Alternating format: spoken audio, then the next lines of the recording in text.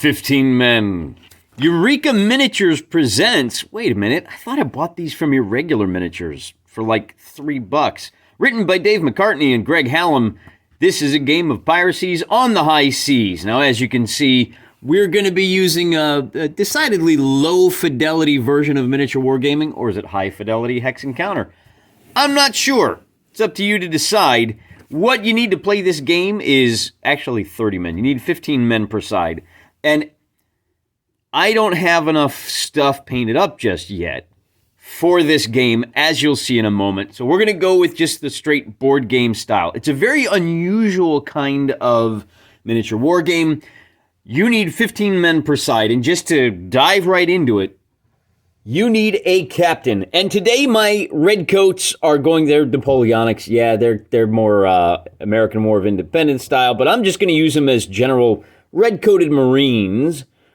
That'll make it a lot easier for you guys to distinguish the side. So I've got a captain, a first mate with the boat hook here, and then I've got a second mate. On the side of the pirates, we've got Captain Purple here, and then I got two girly girls. They are going to be our first and second mate. And then on each side, you get 12 just regular bros. Marines or pirates. The way the game works in general is all of your regular guys roll 2d6 to activate, your captains roll 2d8 to activate, and your two mates roll a d8 and a d6. When you try to do something, you're looking to beat a target number of 6, unless it's an opposed roll, in which case the high roll wins. Before we can get too deep into activation, we need to talk a little bit about the terrain and about how everything's connected. It's a little hard to know where to begin with this game. I grabbed this online somewhere, kind of mashed a few maps together to make something that's gameable with 15 men. And the key to understand activation, one of the keys I should say, is that you've got a ship with 3 decks, 1, 2, and 3. When it's your turn, so it's the pirate's turn, he begins to activate pirates, and he gets to keep activating pirates as long as they are successful with their activations. Once those pirates, a single pirate, fails an activation, then it kicks over to the Marines. However, and this is why I brought up the subject of the board, you have to complete all of your figures on one deck before you can begin to activate figures on another deck. One little wrinkle that's going to lead to some surprising strategic decisions to make later on. Let's talk a little bit about actions. Whatever you want to do. Here's our boy. He's up here at the top. And here's our pirate down here at the bottom. Now, anytime you want to do basically anything, you're going to have to make an activation roll. Let's suppose this pirate wants to leap down and then engage in hand-to-hand combat with this pirate. I'm sorry, this Marine is going to jump down from this castle deck, and he's going to, and stern deck. Listen, I'm not a sailologist. For me, this is going to be the lower deck, this is going to be the stern deck, and this is going to be the foredeck, all right? I don't know if this is a poop, or that's a castle, or that's... All I know is stern, fore, lower, right? Because it's down low. See the stairs? That's right. So he's on the aft deck, and he wants to engage with this guy. Well, he's got a problem, because we're going to drop this little 1-inch template down, and the first thing he's going to have to do is leap down onto this deck. All right, well, he's a regular sailor, right? So we roll 2d6. Oh, he made his target number.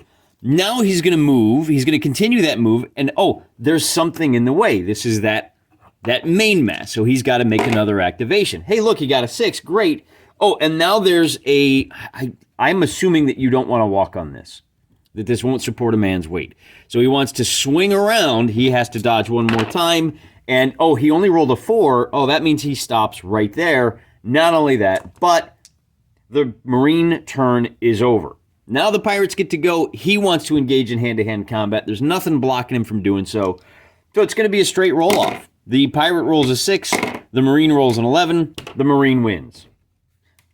There are a couple of modifiers here. This is your quick reference sheet. Half a page. Should be nice and easy. We're not worrying about that yet. We'll do that when we get into the game. But because the Marine won, the pirate's turn, activation is over, and the Marines are going to get to go. But before they do, we need to figure out what happens to this Marine, and that's what the combat result table is for. The difference in the die rolls was 5, so it's a knockdown. The pirate is first pushed back. Let's see, moves directly away until he touches the first obstacle in his path. Boop, that's going to be right there. Don't worry about the grids. Those squares don't mean anything. His activation is finished, and let's see, if knocked down, he is laying down to show his knockdown status. Okay, which means anybody that wants to come down these stairs, anybody that wants to move via our movement now has an additional obstacle they're going to have to vie with if they want to move past him. Not only that, but on his turn, this Marine can race up and make another attack. And in this case, he is going to have the, let's see, he moved into hand-to-hand combat, so that's +1. And then he has a height advantage, I think. Because he's standing over the pirate, he gets an additional +1. So it's going to be +1. He's going to have a total of +2 for his roll. Oh, we'll talk about this in a second. If this pirate gets knocked down while he's on the ground, he's out of the game.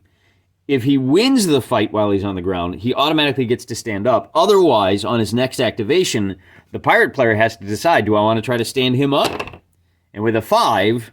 he does not, so that's the end of that pirate's activation. So there's going to be a lot of back and forth in this game, and the one thing I really like about this design, not having played it, but just looking at it, I think this deck is going to get really crowded. Let's talk about that real quick. As I said, this guy right here is going to be, I don't know. Can you walk across it? Probably can't fight across it. So we'll do the little driver thingy and the anchors, and, I guess this is a little like, forward deck? I don't know what that is. But for sure the cannons and the masts and, these little jobbers here, they all block movement. You can stand and fight in the lifeboats out here. But again, anytime you move on and off, that's going to require a roll. So I hear you asking, what are these two D20s down here showing 15? Well, those are for the shooty times. Everybody is assumed to have a firearm in addition to their hand-to-hand weapon. So let's stand our boy up. And here we go, we're going to shoot at each other. Pirate is going to shoot at the Marine. It's his turn.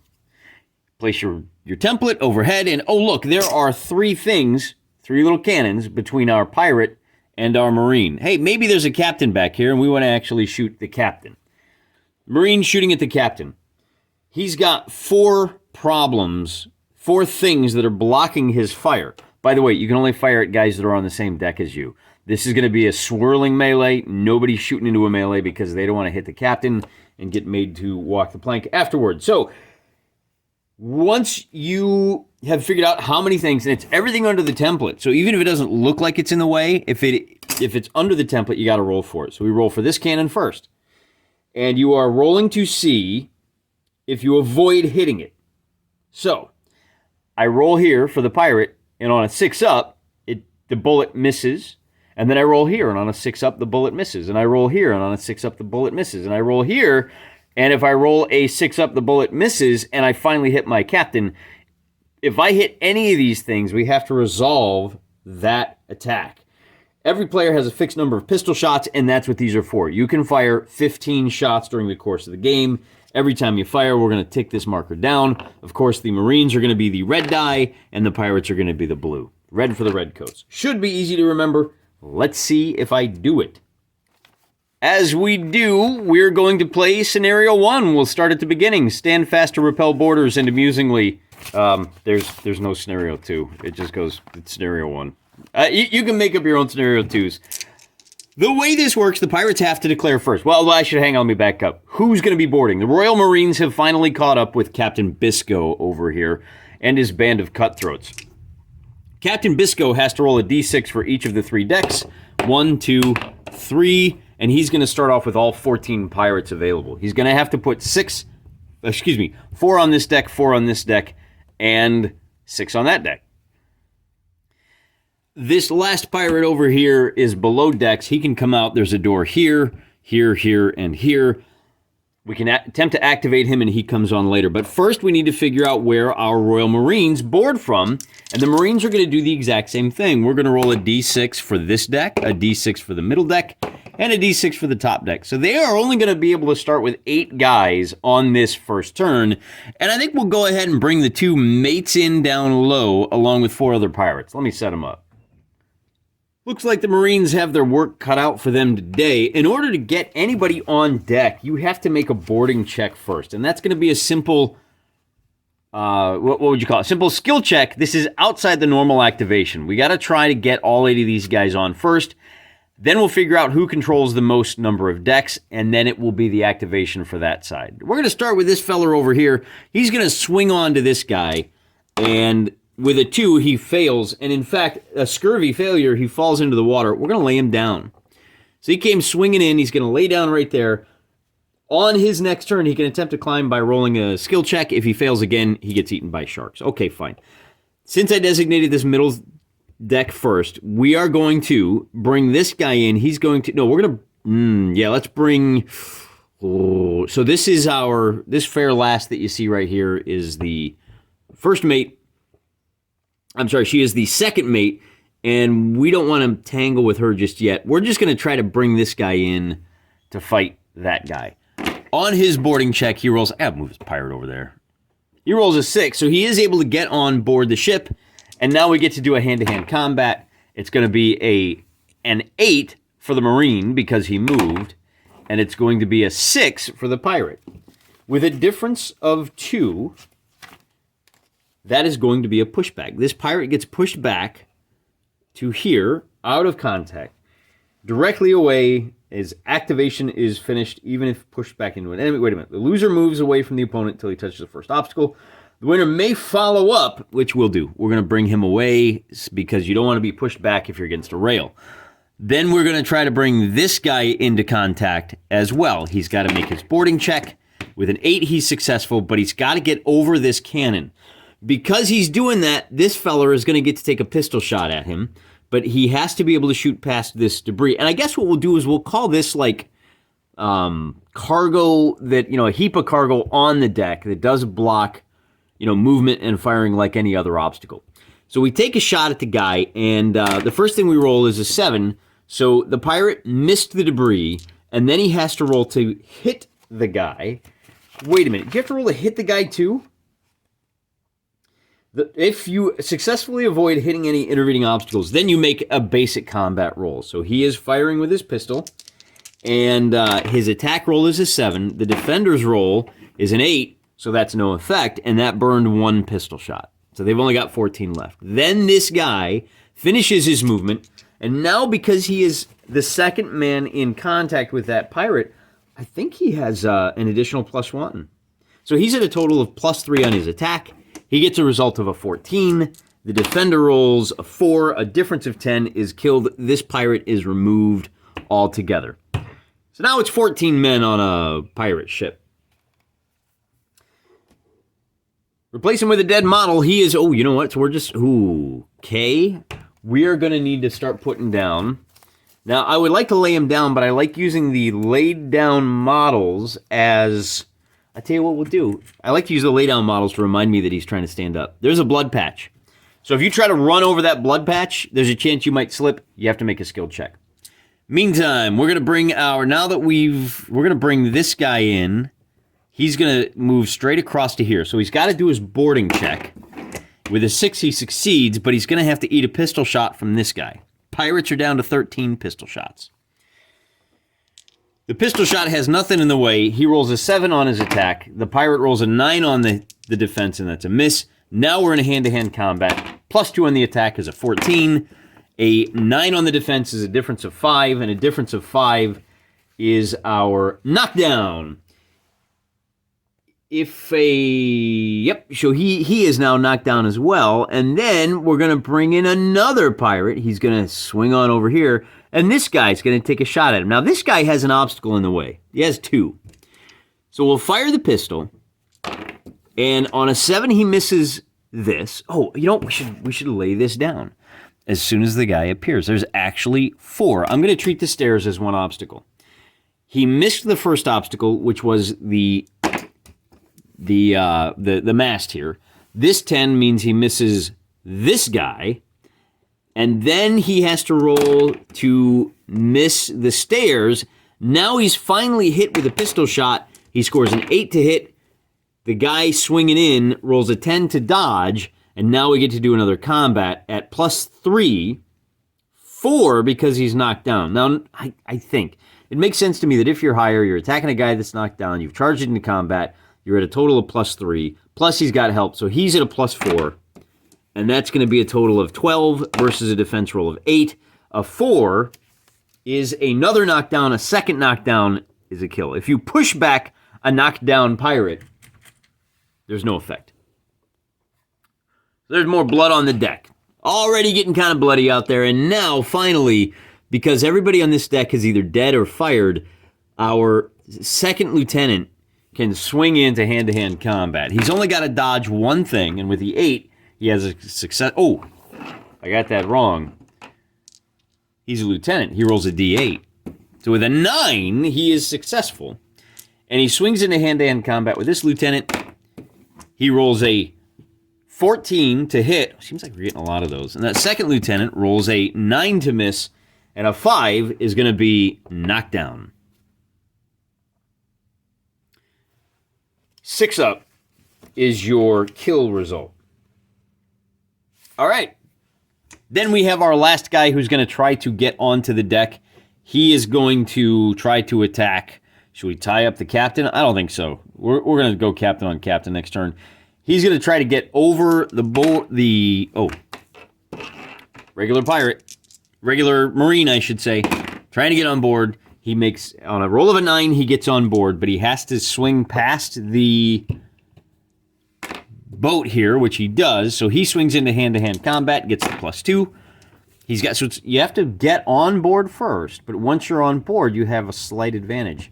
7 versus a defense of 5, and a difference of 2 is going to be, we haven't had a lot of those, pushback. Loser gets pushed back to here, and yeah, let's follow up. Might have wanted to fire another pistol shot, but what you going to do? In fact, we probably could have fired a pistol shot with her, couldn't we? Yeah, we already did it. That's our first mate. I got to remember pistol shots. Save those for your captains with the 2d8s.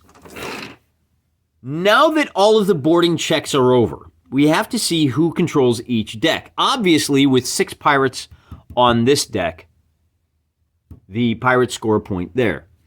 With a total of 1, 2, 3, 4, 5 standing figures here, the Marines control the middle deck, and with 4-1 up here, the pirates control the top deck, which means the pirates are going to get the first activation of the game proper. Now let's talk about victory conditions. At the start of a player's turn, whoever controls more decks receives 1 victory point. You win when you have 5 more victory points than your opponent, or when your opponent is reduced to 5 figures. So we're going to need a little scorecard up here that both guys are sitting at 0 points, and we'll bring these dice in later. But it's the pirate's turn, and the only guy the pirates have left to bring on board is this guy. We might as well go ahead and try to bring him out. You know, we're not going to do that. Let's wait until we kind of clear things up a little bit. The first thing we want to do is stand up our lieutenant, because if she gets knocked down when she's on the ground, it's not going to go well. On a result of a 7, all she can do is stand up, but at least she is safe for now. Because we nominated her, we have to finish with this guy. We got to do everybody on this center deck before anybody else. And he's going to go ahead and take a shot with his rifle, or his cutlass, or his pistol. They're all generic pistol shots. He's going to take a shot at, let's fire at this guy right here. The only obstacle in the way, as you can see, actually there's 2. There is the cannon and the mast. So rolling to miss the cannon, a 8's going to miss. Rolling to miss the mast, nope, ka-choom. So he took a chunk out of the mast, and because he failed, I wonder. Yeah, because he failed, the activation kicks over to the... The action kicks over to the Marines. It is the Marines' turn, and if they control more... Let's see, at the start of a player's turn, if you control more... Whoever controls more receives 1 victory point. Okay. So we got to figure out what it means to be on a turn, don't we? Something tells me this game is going to go quick, and it's going to hinge a lot on how many decks you control at the start of the game. So, because it's the start of a turn, and because of one player's turn, I think the Pirates get 1 victory point.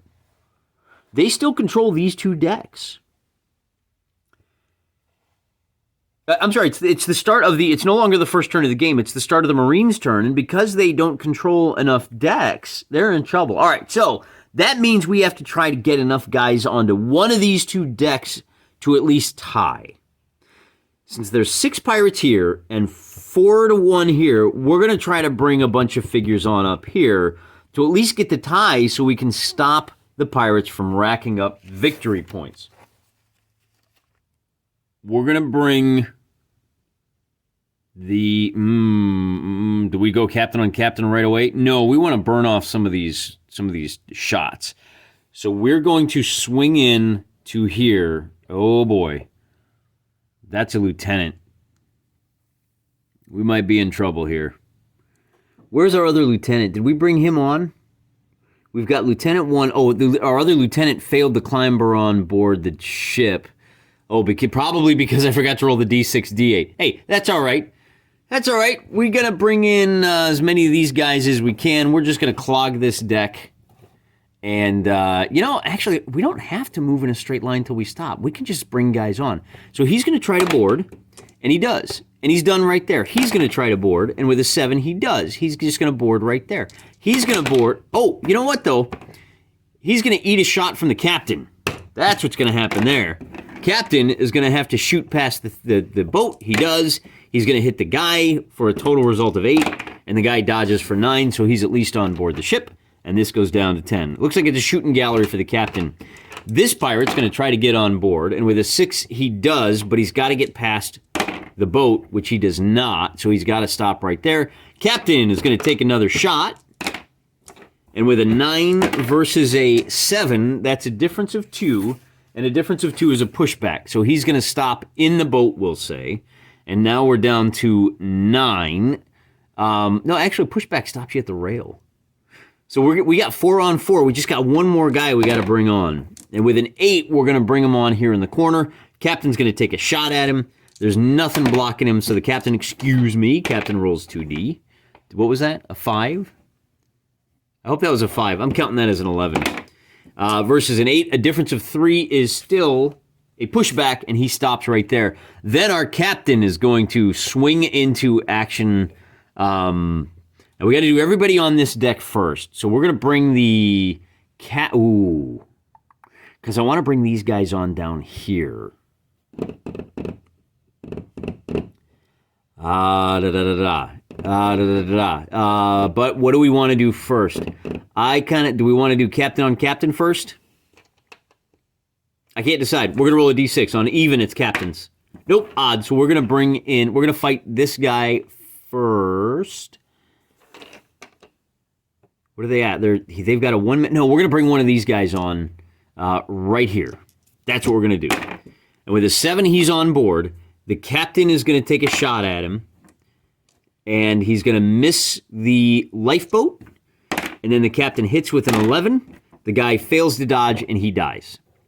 But he's blown over, so he's swinging in to hit the captain, and unfortunately, he goes down. So we're down to 7 pistol shots. I think, might have miscounted there. I ain't worried about it. We still have 2 more guys left to board, and we've got a hand-to-hand combat to resolve here. The Marine is going to roll a 10. The Pirate is going to roll an 8 for a difference of 2. That's just going to be a pushback, and we are going to follow up. Then we're done with this deck. So now we can go down to this deck, and the first thing we're going to do is try to bring this Lieutenant on board the ship. Wait, he rolls a D8 and a D6. Looking for a 6-up. A 9, he is now on board, but he has to board down here. We're going to bring him in over here. No, he fell over there. We're going to bring him up right where he fell. This guy now is going to move to here. And I know that sounds odd, but we really want to block these guys from taking the easy course down the stairs. And with a 5, he's going to stumble over this blood patch, and he's done. The Royal Marines' turn is over. It becomes the Pirates' turn, and now who controls the most decks? There's 1, 2, 3, 4, 5 Royal Marines. They control this one. They control this one, so the score becomes 1-1. Here's our scoreboard right over there. And the Pirates get to go. We're going to move the captain right on up. he's going to charge into combat. There's nothing in between. And that means he's going to roll, his attack is 11 versus a defense of 9. And this guy gets pushed back. He was already against the railing, so he's got to make a skill check, which he does, and they're done. But that was a successful action for the captain. So our lieutenant is going to attack this guy, and she has help. So she's going to be at a total of +2 to her attack roll. She rolls an 11 versus a defense of 6. A difference of 5 is a knockdown. Then this guy is going to attack. He gets an attack roll of 6, +1 for her, +1 because he's higher, that's an 8.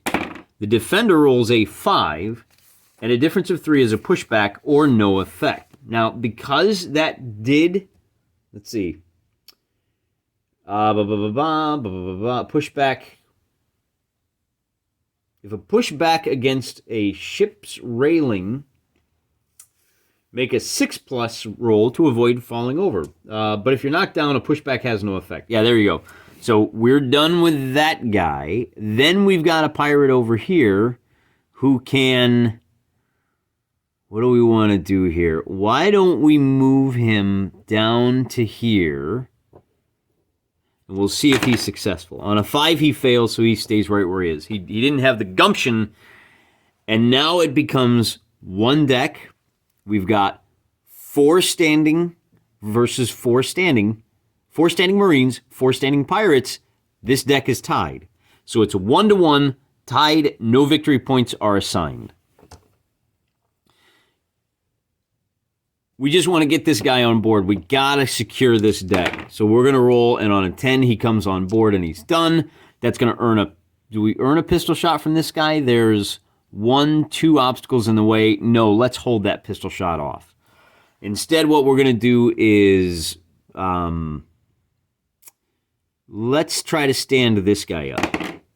And on 11, that's all he can do. This Marine gets to his feet. And now we have pretty good control. Now we got to get the captain aboard. And unfortunately, because these guys are lying on the rail, it's going to be a bit of a trick. Captain is going to try to get into contact with the pirate. The good news is he rolls 2d8. And on 11, he gets aboard. On an 8, he gets past the first obstacle. On a 5, he fails and he is stuck. He shoves this guy out of the way, but that's all he can do. And that's the end of the turn. Once again, the Marines control the top deck and the middle deck. Point to the redcoats. But the pirates now get to have some fun of their own. We're going to start over here and see if we can retake this deck. Oh, man, what do we want to do? Yeah, let's try and put this guy down. We're going to start with the high value stuff first. Captain is going to attack this guy. They're already in hand-to-hand combat. He rolls a 10 for his attack. The guy is pushed back. Now the guy has to make a check, and with a 5, he falls over the railing. But we're going to put him in the boat because he failed that check. Then the lieutenant is going to go, and he no longer counts as on this deck. That's the critical thing for our points. The lieutenant is going to attack this guy first. She rolls a d8 and a d6 and gets an 11. Oh, that's no good. 12 because she's got a little help versus a 6. So this redcoat goes down and leaves a pretty bad spatter of blood right there. That was her attack. This guy is going to run on over here, or is he? He's got to see if he slips on the blood, which he does not, and then he comes into contact. Why don't we just... Then there's a cannon in the way. Let's go to this guy. And he stumbles over the cannon, so he stops right there. That's the end of the turn. The Marines get to go again. The Marines have 5 up here, 5 down here. We got, on the Pirates' turn, we got to start moving these guys down because it's getting really dangerous. Okay. It being the Redcoats' turn, we're going to use our lieutenant. Likewise, the Redcoats may want to jam these guys up. we're going to start by moving this guy into oh boy, do we want to move him into contact with the captain? I don't think we do. I think we want to wait until the captains can fight. All right, we're gonna bring this guy over here if we can. He gets past the mast, and then he's got to get over the cannon. This guy's going to take a shot at him as he moves. That's our opportunity fire. So the shot is going to be past the cannon. We're down to 6 for the pirates. And he hits, so on our attack, it's going to be a 9 for the hit. And a 2, so this guy dies. Ooh. Pistol fire pays off big. Now, he can't shoot anymore. So we'll bring this guy into contact with... He's got to get past the blood. Oh, no, because he died, it's the pirate's turn. But, man, might as well throw your guys at it. Look, as we start the turn, the redcoats are still in command of most of the deck. So the pirates have to get... They got to do something. We got to get some guys down here. So the first thing we're going to do is move this guy over here. There's no obstacles in the way. I mean, we could roll for slipping on the stairs. Do we want to roll for moving on the stairs?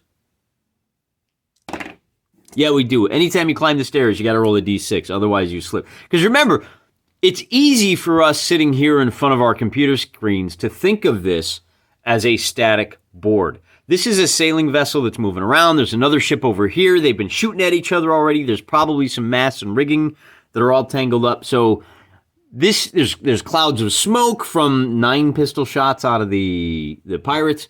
It's very chaotic. So he does manage to make it down. Then this guy's gonna try to leap down. And with an 8, he does. So we now have 4 guys. Then we're gonna send this other lieutenant. Wow, she's got a lot of stuff in the way. She's gonna try to leap down to there. She's got to get past that capstan, which she does, even though she rolled the wrong dice. Then she's got to leap down from there, and on a 3, that's a failure. We're going to leave her up there. She failed to clear that railing. And it is now the Royal Marines' turn. And this time the Marines definitely control this deck, but we've got 1, 2, 3, 4, 5 versus 1, 2, 3, 4. They definitely control this. 5 points. The Marines have won.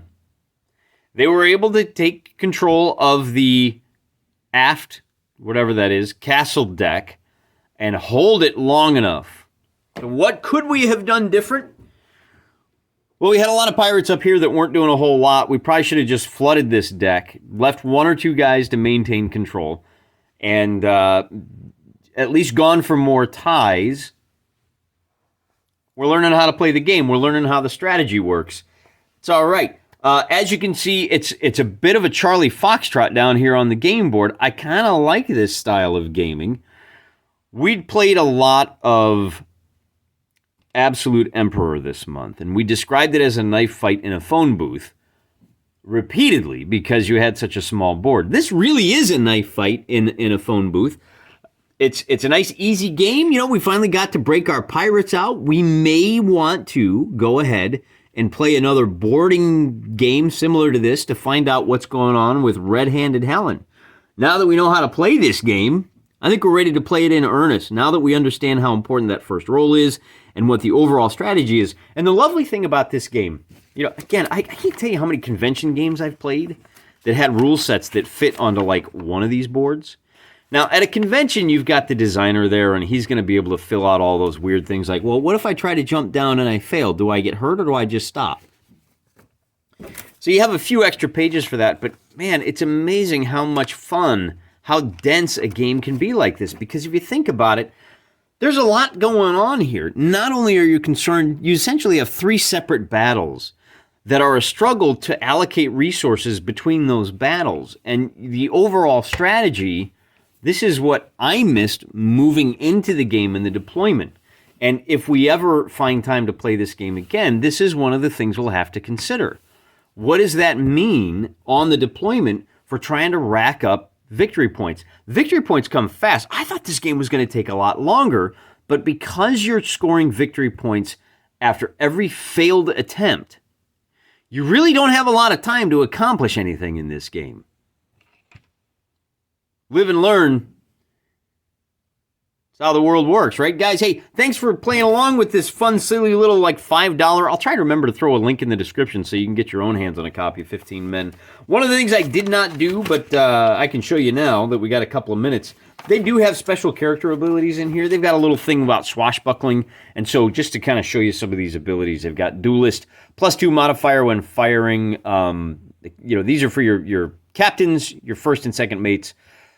You can give up a victory point. The character inflicts an automatic knockdown. Man, that's kind of dumb. I don't think I like that. +3 to skill roll when fired upon by opportunity fire. When you're moving and you get shot at, you get a +3 to your defense roll. If a guy is just standing there and plinking away at you, you don't get that. And then we got some other ones. They're all random to make it interesting. +2 modifier hand-to-hand, but you can't use missile weapons. By the way, there's one last thing I guess I could talk about. One last thing. When you run out of pistol shots, you can improvise and just throw whatever random stuff is laying around the deck, but your 2-hit roll is at -2. Our Marines didn't need to waste any ammunition. They were able to take the ship from Captain Bisco without too much trouble. I'm not sure what else there is to say, except this is an interesting game that is rather simple in the execution, but gives you a wide range of tactical and strategic decisions and resources to have to juggle. And this is what it's all about, man. Simple rules, deep strategy. Till next time, I'm praying for you.